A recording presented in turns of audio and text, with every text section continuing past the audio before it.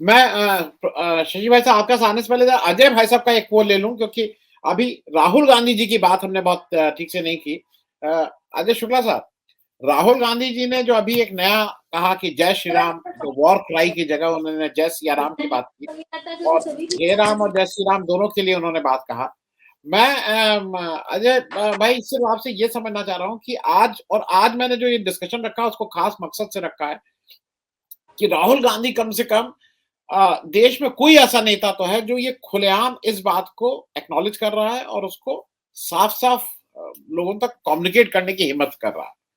क्योंकि ये सारी चीज़ें एक-दूसरे से रिलेटेड हैं। आप जब जय श्री राम कहते हैं तो आप कहीं न कहीं उस मुसलमान को डराने का डर भी काम भी करते हैं। जय सिया राम जैसा अतहर साहब से मैंने कहा ये बहुत कॉमन है। राम-राम मतलब राम-राम मुझे मेरे तमाम दोस्त मिल जाएँगे जो मुसलमान राम-राम कहते थे, और मैं तमाम लोग ऐसे मिल जाएँगे सलाम, आदाब अर्ज़ ये लखनऊ में बहुत कॉमन चीज़ थी। अ, अब थोड़ा मुश्किल है 92 के बाद। अच्छा भाई इसमें मैं ज़रा पूछूँगा राहुल गांधी का जो एक नया रोल में हम लोग दिखाई दे रहे हैं।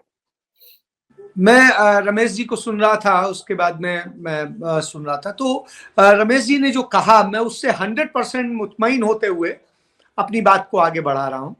और मैं एक चीज कहता हूं, आप मेरे पीछे देख रहे होंगे गणेश जी का एक वो लगा हुआ है। मैं जो है कोई सॉफ्ट हिंदुत्व तो नहीं हूं। मैं, मेरे तमाम सारे मित्र कभी मुझे मस्जिद में बुला लेते हैं तो एक बार एक बड़ा जो मुस्लिम है वो जानते हैं कि एक कुरान जब आदमी पूरा कर लेता है और उसके बाद में उसका एक फंक्शन होता है उनका, उलेमा और वो लोग बैठते हैं, उसमें उन्होंने एक बार मुझे बैठने का अवसर दिया। तो आप समझिए मैं उसमें भी गया।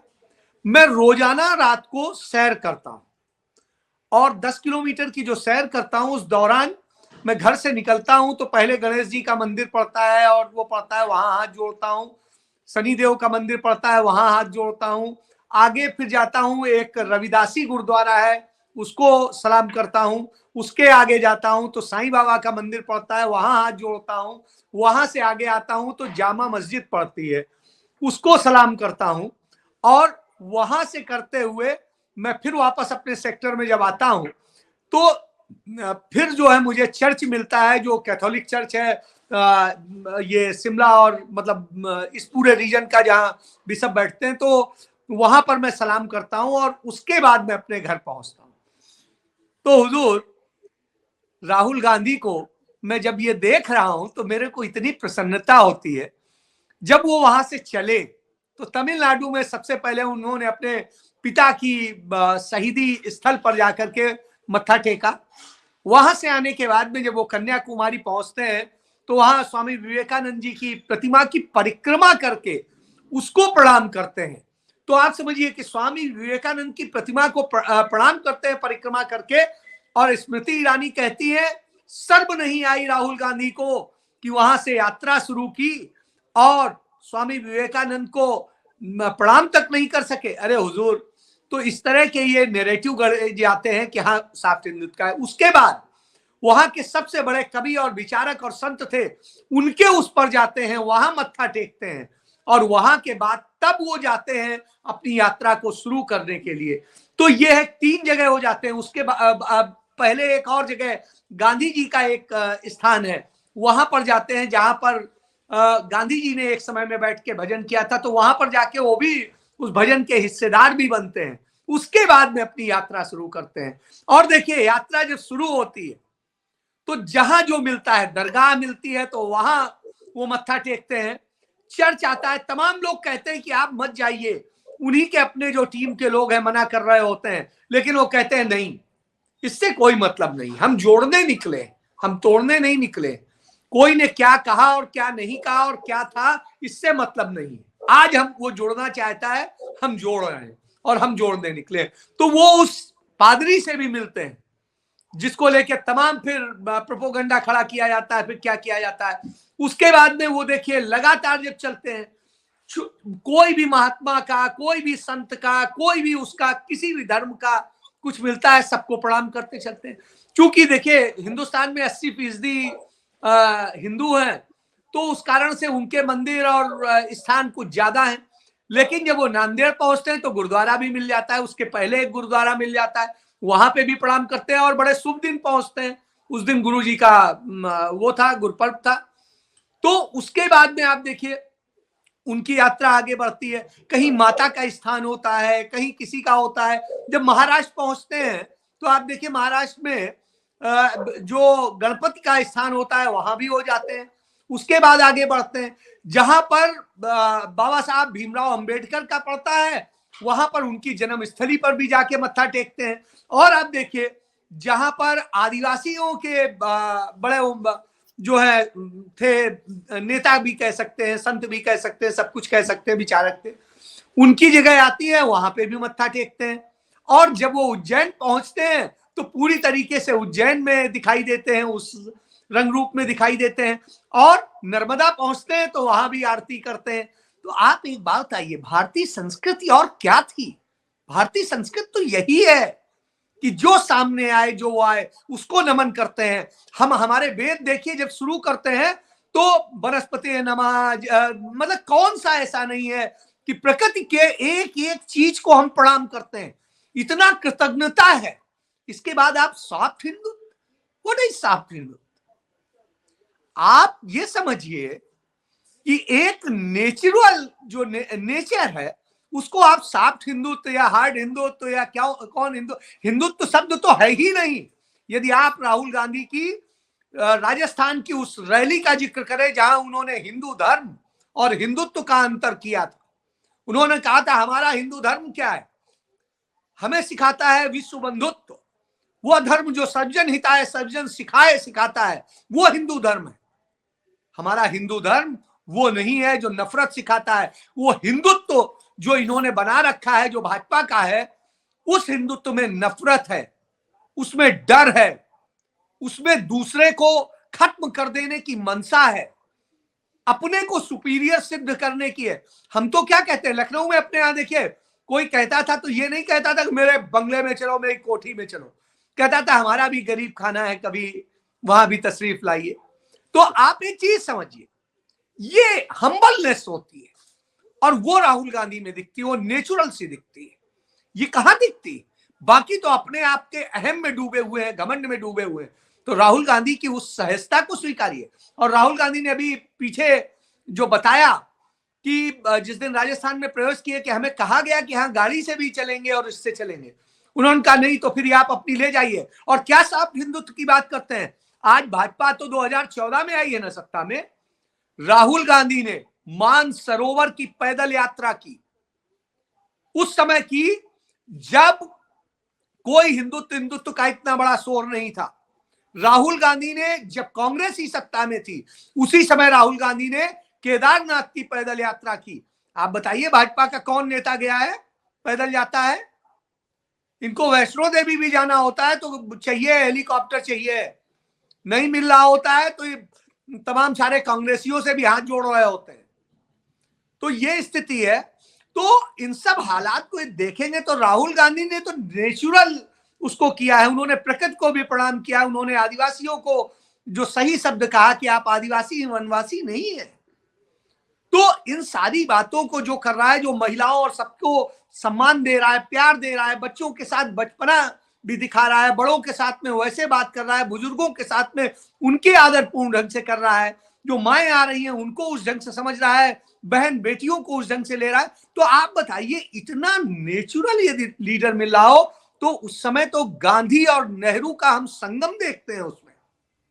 और जहां वो देखते हैं तो ऐसे लोग उन पे लांछन लगाने के लिए आज तक कभी रुके हैं क्या? गांधी पे लांछन आज तक लगाते हैं, नेहरू पे लगाते हैं। तो आप बताइए, राहुल गांधी तो गांधी की ही तरह से उन दो बेटियों को समेट के चल रहे होते हैं उनको, तो उसी तरह से। और उसको जब दिव्या मदेरणा को वो प्यार से छोटी बहन की तरह से पुचकारते हैं सार्वजनिक भीड़ में, तो कितने गंदी टिप्पणियां होती हैं।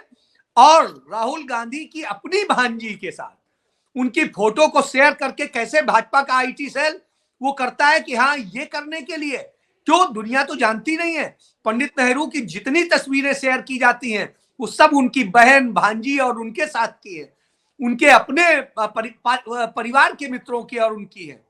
और उसको किस तरीके से प्रस्तुत किया जाता है जैसे वो कोई उनके चरित्र हनन किया जाता है। तो यही स्थिति है कि ये डरे हुए लोग हैं, ये नफरती लोग हैं, इन्हें प्यार और ये बढ़ाने वाले लोग नहीं चाहिए, इन्हें उसी हिंदुत्व के चाहिए है जो ये Hindutva hard core, soft core और पता नहीं कौन सा कोर, तो ये कुछ भी बना सकते हैं। तो इसलिए बहुत इसकी जो है मैं समझता हूं ना आलोचना की परवाह करनी चाहिए और ना उस पर करना चाहिए, और राहुल गांधी शायद इसी सोच से चल रहे हैं। जी जी अजय जी अजय भाई महाराज मैं अजय भाई मैं आपसे, मैं अतर साहब मैं आपका सारा हूँ, लेकिन अजय भाई जो जो ब्रजेश जी कह रहे हैं, मैं दो तीन चीजें इसलिए पूछ रहा हूँ कि जरा आप इस पे एक रोशनी डालिए।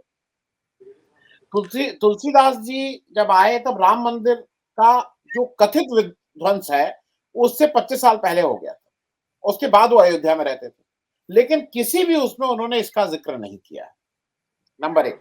नंबर दो, आज हम लोगों को कहा जाता है कि आप संस्कृत सीखिए, आप संस्कृत करिए क्योंकि संस्कृत भाषा है, लेकिन जब तुलसीदास जी आए तो उन्होंने देव भाषा संस्कृत का नहीं किया, संस्कृत के पंडित थे, लेकिन उन्होंने आम भाषा का जो हम और आप उस समय बोली जाती थी उसमें इसको किया। और एक इंपॉर्टेंट बात बता दूं, ये जो यहाँ लिखा हुआ है, उनके समाज, जब उन्होंने कहा कि संस्कृत में नहीं करूंगा तो उनके समाज से बहिष्कृत कर दिया गया और राम मंदिर में उनके प्रवेश पर पाबंदी लगा दी गई। ये तुलसीदास जी के लिए है, तुलसीदास को इससे कोई फर्क नहीं पड़ा और वे मस्जिद में रहने लगे। और लिखा हुआ है, तुलसी सरनाम गुलामू है राम को, जाको रुचे सो कहे कछुओ, मांगी के खैबो, मांग के खाऊंगा, मस्जिद को सोईबो, मस्जिद में सोऊंगा, लेवो को एक न देवो को दो। और विनय पत्रिका तुलसीदास की आत्मकथा से लिखा लिया हुआ है। अजय जी, मैं जब इसलिए कह रहा हूँ कि आज जब ये जय सिया राम की बात होती है, ये सब तुलसीदास जी की हम लोग बात कर रहे हैं। हम लोग जो आम भाषा में कहते हैं ना अखंड रामायण करना है, लेकिन वो रामचरितमानस ही घर में होती है। मतलब लूजली हम लोग रामचरितमानस को ही रामायण बोल के एड्रेस करते हैं, हम वाल्मीकि रामायण को नहीं। जब तुलसीदास जी ने इस बाबरी मस्जिद विध्वंस की बात नहीं की, जब तुलसीदास जी ने मंदिर मस्जिद का फर्क नहीं किया, मस्जिद में जाके सोए, इतनी पुरानी संस्कृति को आज एक पॉलिटिकल पार्टी जिस ढंग से छिन्न भिन्न करने की कोशिश कर रहे हैं और उसके सामने एक व्यक्ति खड़ा हुआ है, राहुल गांधी। अजय जी का वो हो गया है।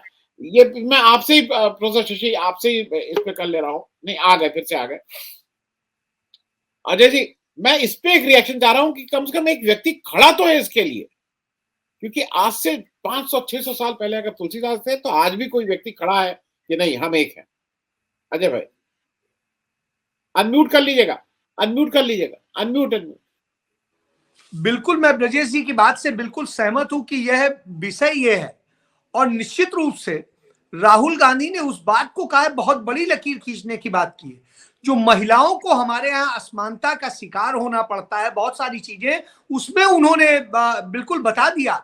सीता राम है, राम से पहले सीता है, और सीता इतनी आदरणीय है, इस बात को उन्होंने एक प्रकार से डिफाइन कर दिया। बड़ा ये हमारे जो आध्यात्म है अजय भाई मैं बीच में 1 मिनट बस ले लूं। जो रमेश भाई साहब कह रहे थे राम जो उस पूजा की बात, एक हिंदू धर्म में और है, अगर आप ब्याहता हैं तो पत्नी के बिना बिठा, आपको धार्मिक कर्मों में पत्नी को साथ बिठाना है। अगर आप राम ने जब यज्ञ किया था तो सोने की सीता बनाई गई थी रखने के लिए, मूर्ति बनाई गई थी उनकी, तो पत्नी का होना जरूरी होता है। बिना कोई मंगल काम हो नहीं सकता बिना उसके। अयोध्या में क्या रखा गया था सर जी? बिल्कुल इसी का अयोध्या में मंदिर पूजन के समय क्या रखा था मोदी जी ने? अब सुनिए, इस पे तो ब्रजेश जी, मैं एक चीज, आप हालांकि आपने टोका था, लेकिन मैं बताऊं कि मैं मोदी जी के गांव गया, 2017 की बात। वहां पे जाके जब मैंने कहा तो वहां के लोगों ने जो शब्द उनके लिए इस्तेमाल किए मैं यहां नहीं करूंगा, लेकिन वो बड़े थे। वो हमें कह रहे थे आप लोग ने उनका बनवा दिया कि वो चाय वाले और क्या वाले, हमें तो नहीं कभी दिखे वो चाय बेचते। तो ये उनके गांव में, और आप एक चीज समझिए, उसी साल जब नतीजा आया तो वो अपने गांव क्षेत्र में भी चुनाव हारे हुए, और ये स्थिति है कि अमित शाह भी अपने यहाँ चुनाव हारे, और वहां धर्म के जो 5 केंद्र हैं, 5 में से 4 में भाजपा चुनाव हारती है। तो ये स्थिति है। तो आप समझिए कि धर्म का उनसे कोई लेना देना नहीं है, वो धर्म का इस्तेमाल करते हैं। जो रमेश जी कह रहे थे, मैं उसी से कहता हूं कि धर्म का वो इस्तेमाल करते हैं। सावरकर ने जो बताया ना कि वही वाले लोग हैं ये, ये धर्म को मान नहीं करते हैं, उससे सीखते नहीं है, उसकी अच्छाइयां नहीं लेना चाहते हैं। तो हमारे धर्म में बड़ी अच्छाइयां हैं, उनको भी जानिए। तो स्थिति ये है कि अच्छाइयां उन्हें नहीं चाहिए। तो एक कहावत है ना कि वो सिर्फ उसी जगह मुंह मारता है, तो उसी तरह वाली स्थिति है कि उन्हें वही दिखाई देता है, उससे ज्यादा और कुछ नहीं दिखाई देता है।